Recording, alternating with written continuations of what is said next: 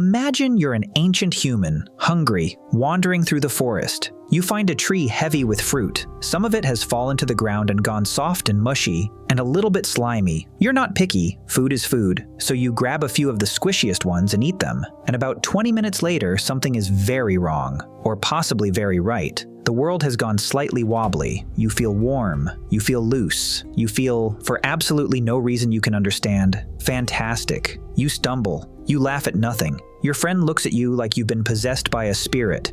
And honestly, from their point of view, you have. Congratulations. You have just become one of the first humans in history to get accidentally, gloriously drunk. And you have no idea what alcohol is, why this is happening, or whether it's going to kill you. This is the story of humanity's very first hangover, and how a rotten piece of fruit may have helped build human civilization itself. Here's the first thing to understand. Humans did not invent alcohol. Nature did, and it's been doing it for a very, very long time. Alcohol is what happens when yeast, tiny microorganisms floating everywhere in the air and living on the skin of fruit, eat sugar. As the yeast feasts on the sugars in ripe fruit, it produces two things as waste: carbon dioxide and ethanol. Ethanol is alcohol, so anytime you have sugary fruit sitting around getting overripe, you have nature quietly running a tiny brewery, completely on its own, with no human involved at all. This means that for millions of years, before anything resembling a modern human existed, the forests were dotted with fruit that had naturally fermented into mild, boozy little packages. Overripe fruit on the branch, fallen fruit pooling on the forest floor, all of it slowly turning alcoholic in the sun. And our ancestors, the apes we descended from, were eating it, which leads to a genuinely wild scientific idea. There's a theory called the drunken monkey hypothesis, and it's exactly as fun as it sounds. The idea goes like this. Our tree-dwelling ancestors ate a lot of fruit. The ripest, sugariest, most calorie-rich fruit was also the fruit most likely to be fermenting, giving off that distinctive alcoholic smell. So being able to smell alcohol from a distance would have been incredibly useful. It was like a dinner bell. That whiff of booze on the breeze meant, over there, there's ripe, energy-dense food, ready to eat.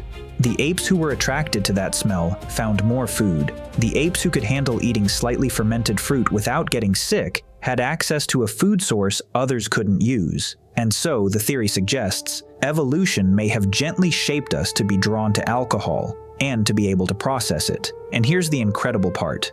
There's genetic evidence to back this up.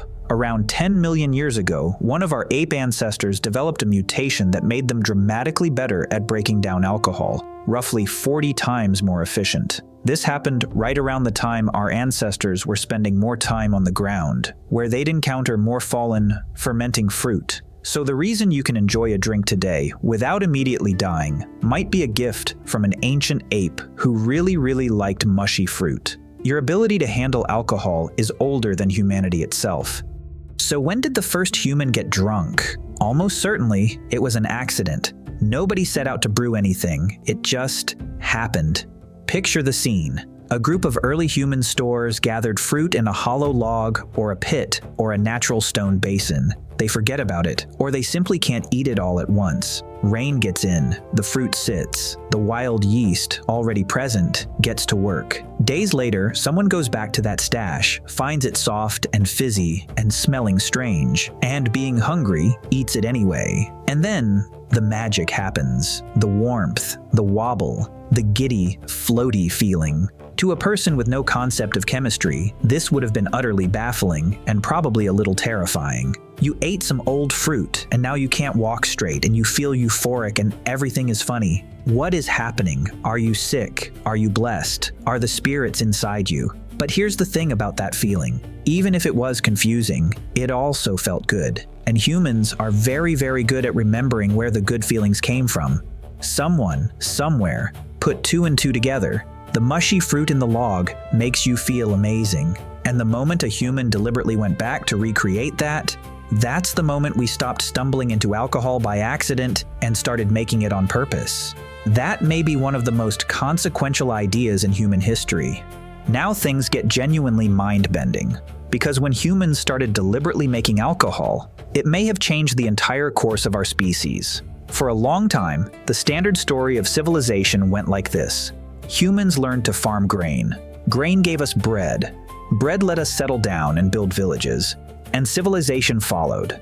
farming for food. Simple. But some researchers have proposed a wilder possibility. What if we didn't settle down to make bread? What if we settled down to make beer? Here's the thinking. Making alcohol from grain requires you to gather a lot of grain, process it, and store it in one place. That's a powerful reason to stop wandering and stay put.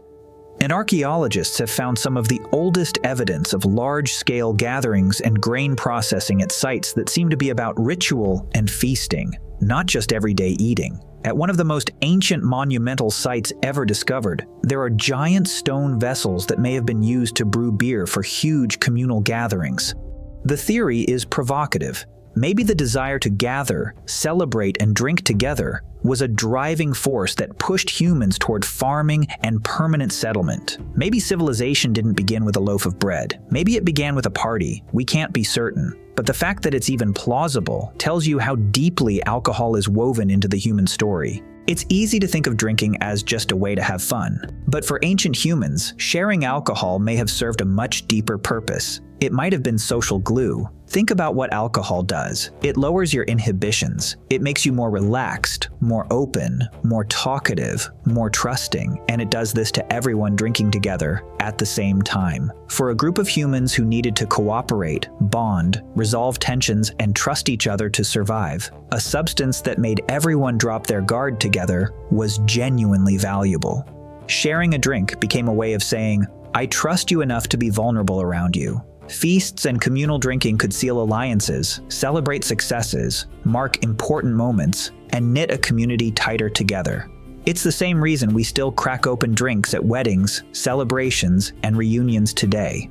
We are running an ancient program: gather the group, lower everyone's defenses, strengthen the bonds. Of course, it wasn't all warm and fuzzy. Alcohol also loosens judgment and stokes conflict. And the first drunken argument, the first regretful morning, the first, "Why did I do that?" all of those are probably nearly as old as the first drink itself. Humanity discovered the joys and the problems of alcohol basically simultaneously.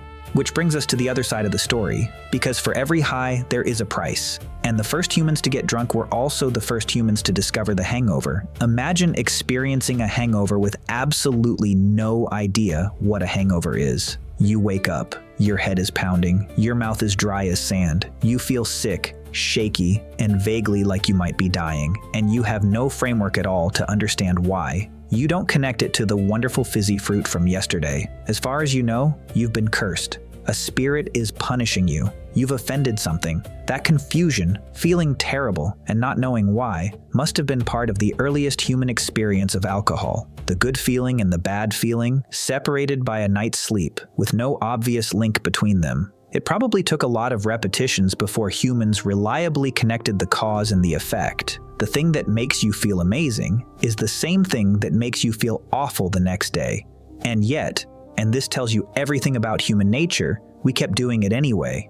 We felt the hangover, understood the cost, and decided the fun was worth it. That decision, made around a fire tens of thousands of years ago, is one we are still making today. Here's what's truly remarkable when you zoom out. Almost every human culture on Earth independently discovered and embraced alcohol. Grapes became wine, grain became beer, honey became mead, rice, agave, potatoes, milk, palm sap. If a culture had access to something with sugar in it, they figured out how to ferment it into something that would get them tipsy. Peoples separated by entire oceans who never had any contact with one another all arrived at the same idea. Take the sweet thing, let it sit, drink the result. That near universal pattern tells you this wasn't a quirk or an accident of one culture. This was something humans were drawn to everywhere, again and again. Alcohol shows up at the center of religion, celebration, medicine, commerce, and community across nearly the entire span of recorded history. We built gods around it. We built taverns and traditions and entire economies around it. All of it. Every cheers, every toast, every clink of glasses traces back to that first ancient human who ate the mushy fruit, felt the world go wonderfully sideways, and thought, I have absolutely no idea what just happened, but I would very much like it to happen again. So the next time you raise a glass, take a second to appreciate the sheer depth of what you're holding. You are performing a ritual older than farming, older than writing, possibly older than civilization itself. You are using a body specifically evolved over millions of years to handle exactly this substance. A gift from a long line of fruit-loving ancestors. You are lowering your guard among people you trust, exactly as humans have done for tens of thousands of years, for exactly the same reasons. That first drunk human didn't know any of this. They just knew the fruit made them feel good, and the morning made them feel bad. And somehow, the good was worth it. Everything else, the breweries, the vineyards, the pubs, the parties, the toasts at every wedding and funeral and reunion in human history, all of it grew from that one confused, giddy, stumbling moment in an ancient forest. Somebody had to be the first to get drunk, and whoever they were, we're still raising a glass in their honor. Cheers.